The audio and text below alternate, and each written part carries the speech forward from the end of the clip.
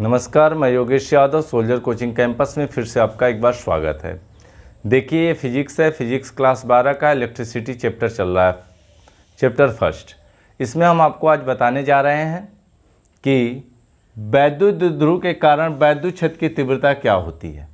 तो वैद्युत द्विध्रुव के कारण वैद्युत क्षेत्र की तीव्रता दो स्थिति में पाई जाती है। पहली स्थिति क्या है? अक्षीय स्थिति। अक्षीय स्थिति का मतलब पहले समझ लीजिए, उसके बाद चलते आगे देखते हैं। कहने का मतलब अक्षीय स्थिति का मतलब क्या होता है? क्षैतिज अवस्था में। क्षैतिज अवस्था में हम क्या करते हैं?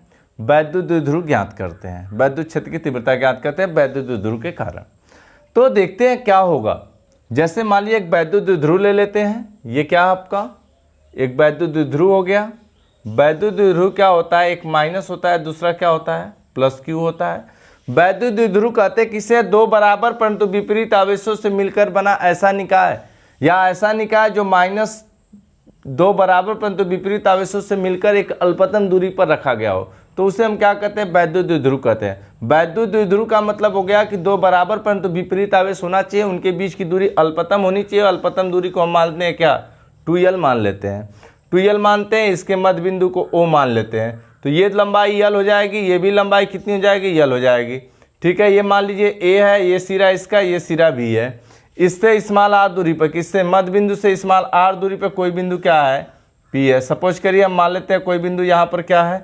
P है, जहाँ वैद्युत क्षेत्र की तीव्रता हमको क्या करना है? ज्ञात करना है। यहाँ पर एकांक परीक्षण आवेश रख देते हैं Q0। Q0 हमेशा क्या होता है? धनात्मक होता है। आइए समझते हैं अक्षीय स्थिति में क्या होता है वैद्युत क्षेत्र की तीव्रता द्विध्रुव के कारण। तो कैसे लिखेंगे?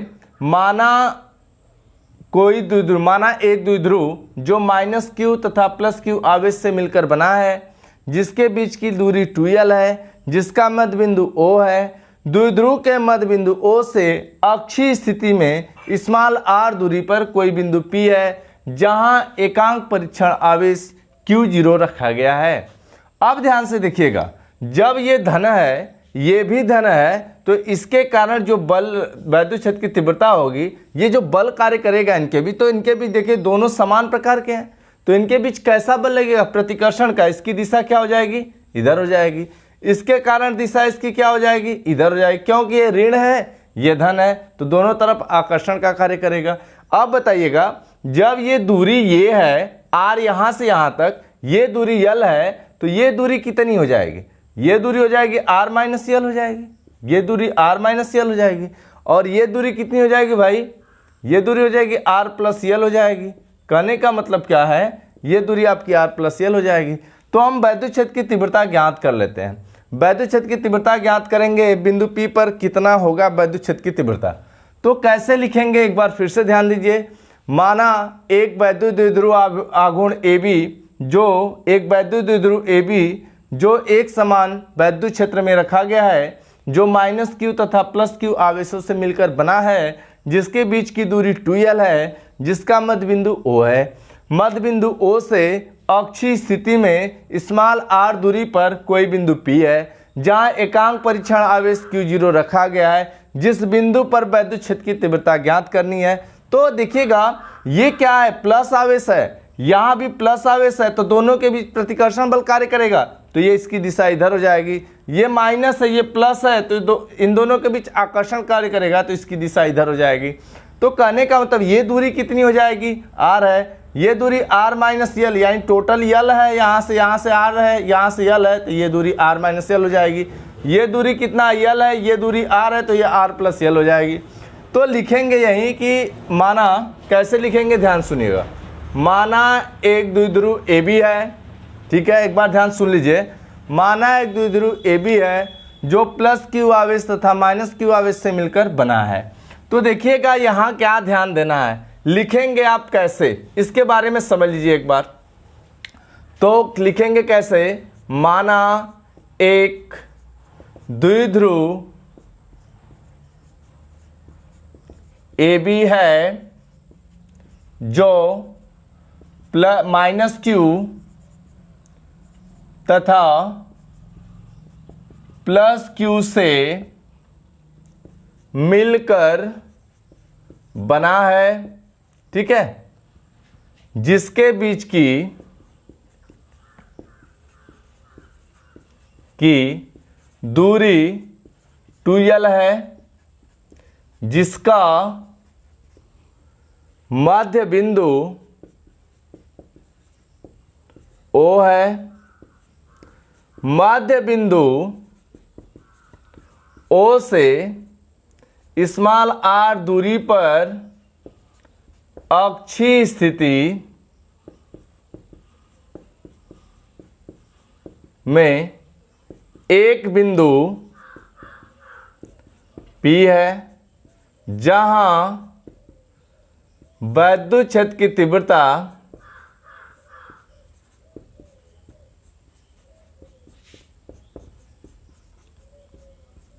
तीव्रता ज्ञात करनी है।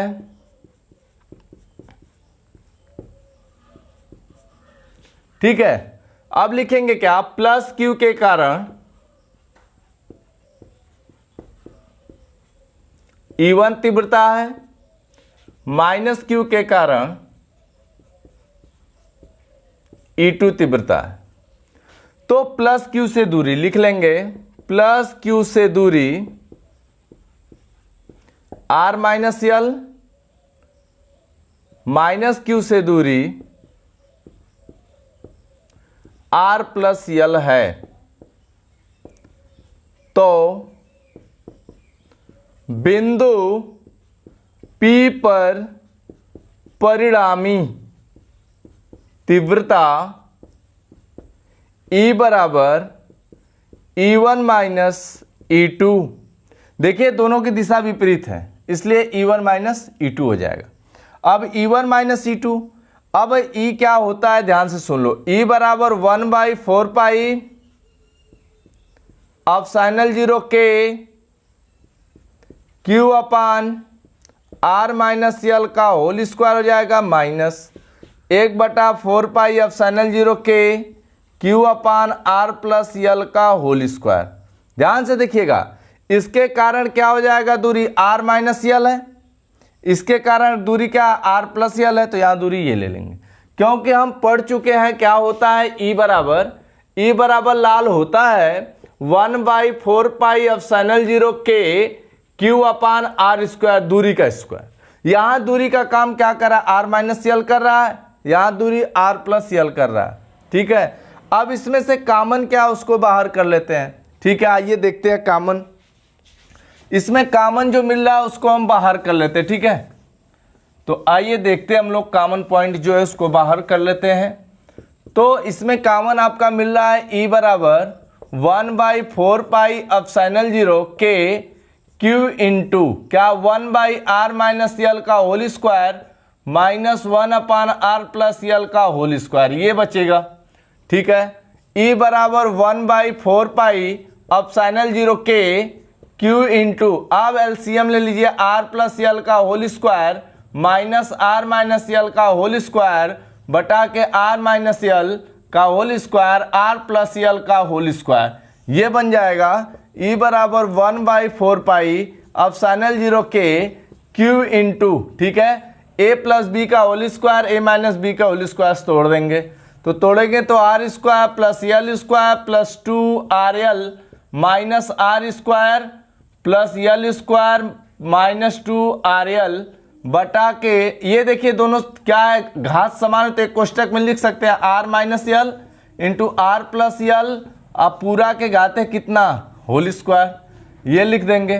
ठीक है, अब क्या लिखेंगे, E बराबर 1/4 pi epsilon 0 K Q into, देखिए ये माइनस अंदर भेज देंगे, तो R square plus L square plus 2RL minus R square minus L square plus 2RL बटा के, देखिएगा A minus b A plus b, तो A square minus b square पूरे का होल स्क्वायर बन जाएगा, ये इससे कट जाएगा, ये इससे कट जाएगा, तो E बराबर क्या आ जाएगा हमारा 1/4 pi epsilon 0 K Q into, देखिए ये कितना 4RL हो जाएगा। ठीक है, अपान R square minus L square पूरे का होल स्क्वायर हो जाएगा।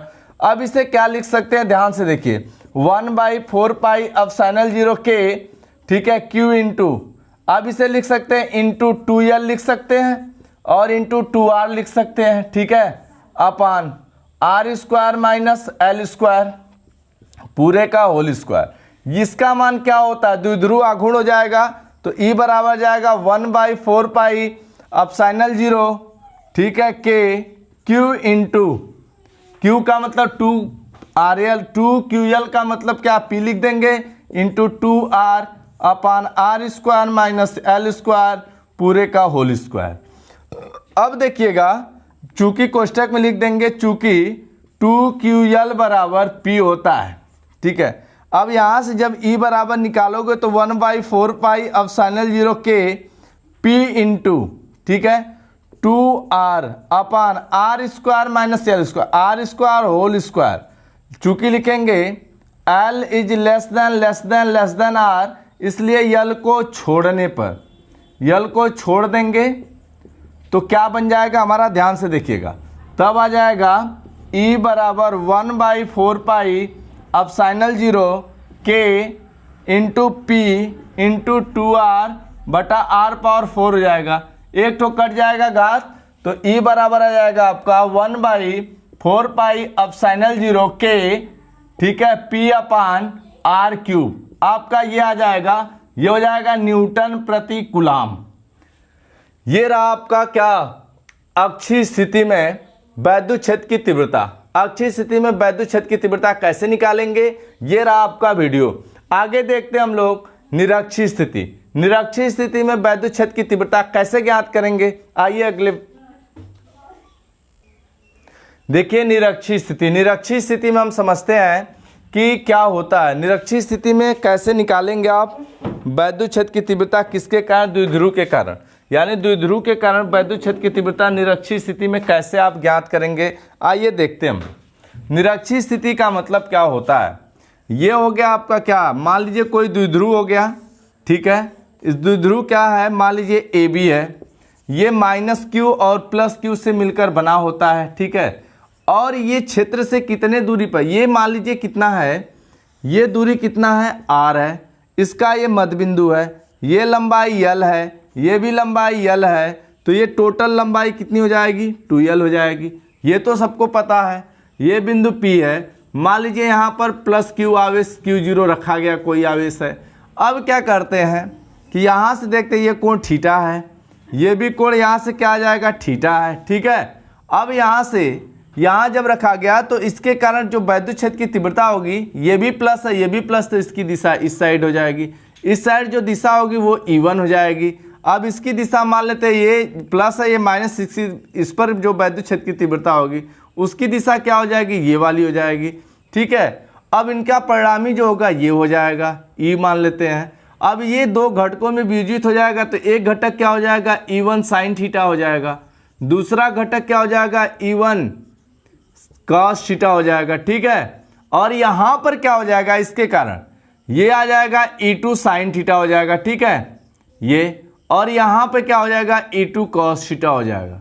ध्यान से देखिएगा, ये क्या है, एक द्विध्रुव है AB, ठीक है। कैसे लिखेंगे आप, माना एक द्विध्रुव AB है जो -Q तथा +Q आवेशों से, ठीक है, मिलकर बना है, जिसकी लंबाई 2L है, जिसका मध्य बिंदु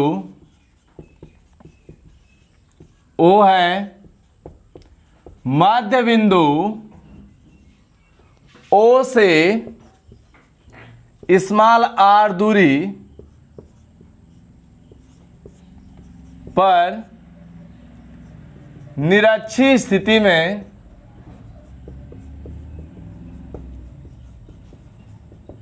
एक बिंदु P स्थित है, जहां तीव्रता ज्ञात करनी है।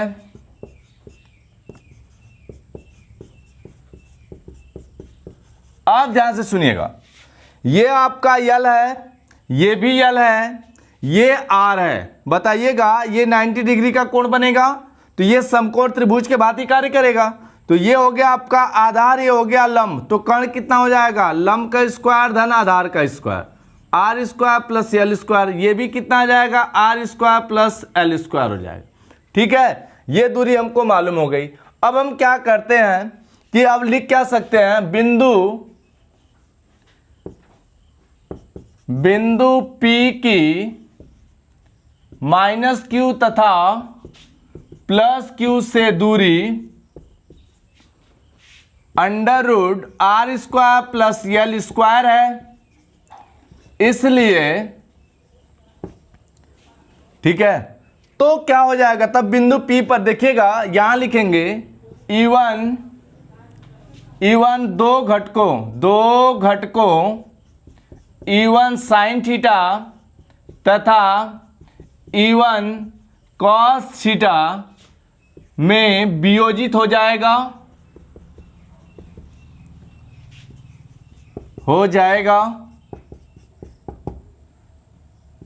तथा E2 भी दो घटकों E2 साइन थीटा एवं E2 कॉस थीटा में वियोजित हो जाएगा।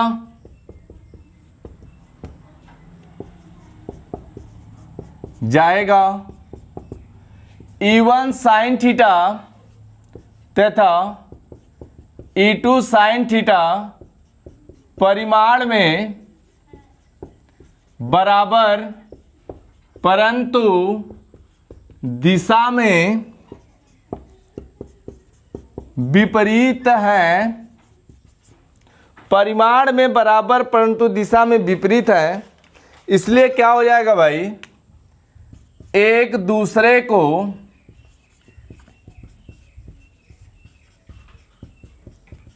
निरस्त कर देंगे।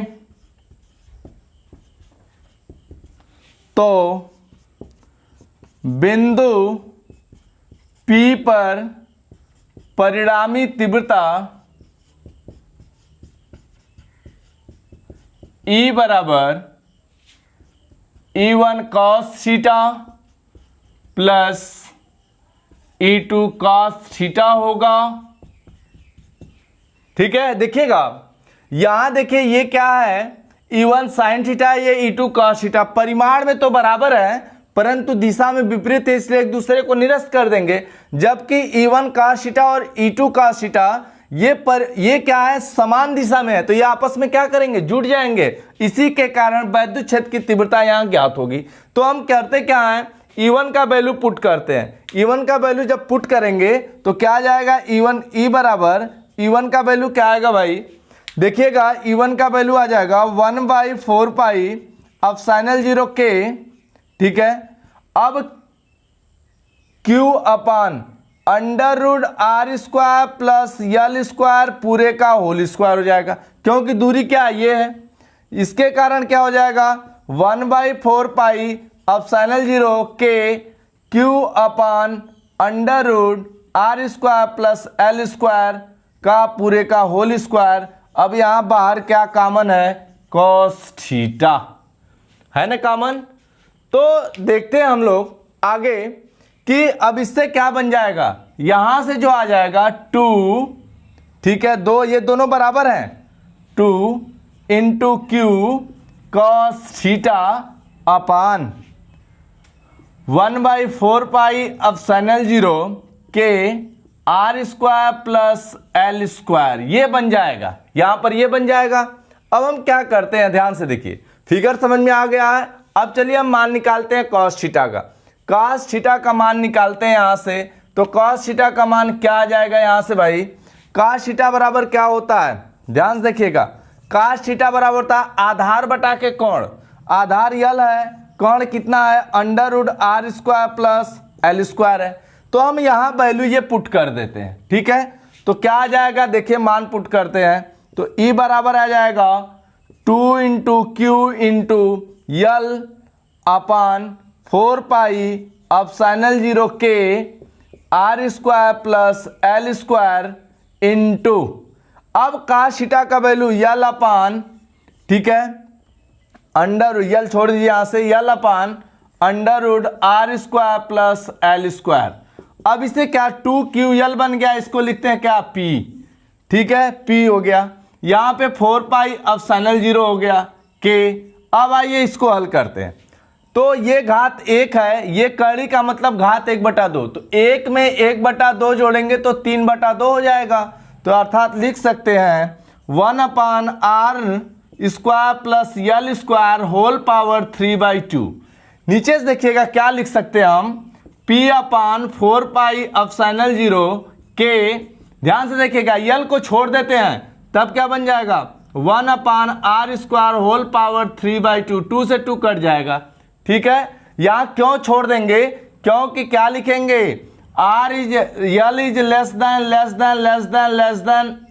यल, L is less than R, इसलिए यल को छोड़ने पर यहां से कट जाएगा तो उत्तर आ जाएगा 1/4 pi epsilon 0 K Q/R P/R³। ये आपका आंसर आ जाएगा न्यूटन प्रति कूलम। एक बार और ध्यान से देख लीजिएगा, ठीक है। अब क्या करते हैं, करते क्या है भाई कि निरक्षीय स्थिति में कैसे ज्ञात करेंगे वैद्युत क्षेत्र की तीव्रता द्विध्रुव के कारण। क्या करते हैं, माना एक वैद्युत द्विध्रुव AB है जो -Q तथा +Q आवेशों से मिलकर बना है, जिसके बीच की दूरी 2L है। ये जिसका मध्य बिंदु O है, मध्य बिंदु O से स्मॉल r दूरी पर निरक्षीय स्थिति में कोई बिंदु P है जहां वैद्युत क्षेत्र की तीव्रता ज्ञात करनी है। +Q के कारण वैद्युत क्षेत्र की तीव्रता E1 तथा -Q के कारण वैद्युत क्षेत्र की तीव्रता E2 है। देखिए दोनों प्लस इसलिए दिशा इसकी विपरीत हो जाए, बाहर की तरफ हो जाएगी, ये प्लस माइनस है तो दिशा आकर्षण की तरफ कार्य करेगा, इधर की तरफ। ये जो E1 है दो घटकों में वियोजित हो जाएगा, E1 sin थीटा और E1 cos थीटा में, और ये दो घटक हैं ये भी E2 cos थीटा और E2 sin थीटा में वियोजित हो जाएंगे। जब ये वियोजित हो जाएंगे तो अब ये एक दूसरे के बराबर है, तो इसे क्या करेगा, एक दूसरे को निरस्त कर देगा, जबकि ये एक दूसरे के समान दिशा में है तो इसलिए एक जुट जाएंगे। तो परिणामी तीव्रता क्या हो जाएगी, E1 cos theta plus E2 cos, इसमें से cos थीटा कॉमन ले लेंगे। E1 का value 1/4 pi epsilon 0 K Q/√R square plus L square का होल स्क्वायर बन जाएगा। ये लंबाई कितना है √R स्क्वायर प्लस ये दूरी कितना ले लेंगे, ठीक है। यहाँ से plus 1/4 pi epsilon Q/√R square plus L square का होल स्क्वायर। अब cos थीटा, अब यहाँ से क्या करते हैं, ये दोनों जोड़ देंगे बराबर 2 × Q cos थीटा अपन 4 pi epsilon 0 R square plus L square हो जाएगा। आइए फिर क्या करते हैं, हम cos थीटा का वैल्यू निकालते हैं। cos थीटा बराबर होता है आधार बटा के कर्ण, आधार कितना यल है, कर्ण कितना है √R square plus L square है। यह आ जाएगा E बराबर 2Q, ठीक है, 2Q/4 पाई epsilon 0 Q R square plus L square हो जाएगा, कड़ी हट जाएगी स्क्वायर करेंगे तो। अब cos थीटा का यल √R square plus L square हो जाएगा। यहाँ से क्या करते हैं, ये 2QL बराबर क्या होता है, P होता है, तो P/4 पाई एप्सिलॉन 0 K Q/, ये घात कितना है 1 है, ये घात कड़ी में है 1/2 है, तो जब 1/2 है भाई जोड़ेंगे तो 3/2 हो जाएगा। देखिए R की तुलना में यल बहुत छोटा है इसलिए यल को छोड़ देंगे, 2 से 2 घात कट जाएगा, 3 घात बचेगा, यानी आंसर आ जाएगा 1/4 pi epsilon 0 K P/R³ Newton प्रति कूलम। तो आइए ऐसे वीडियो को देखना हो, देखिए पूरे हम हर पार्ट का डेरिवेशन करेंगे और पूरे न्यूमेरिकल आपको इस चैनल पर मिलेगा। अगर ये वीडियो आपको पसंद आई हो, अगर ऐसे ही वीडियो देखना आपको, इससे अच्छे आगे का जाकर क्वेश्चन न्यूमेरिकल देखने हो, तो इस वीडियो को सब्सक्राइब कीजिए और बेल आइकन को प्रेस करिए ताकि आपको नोटिफिकेशन मिलता रहे। तब तक के लिए धन्यवाद। अब आपको अगले वीडियो मिलेंगे।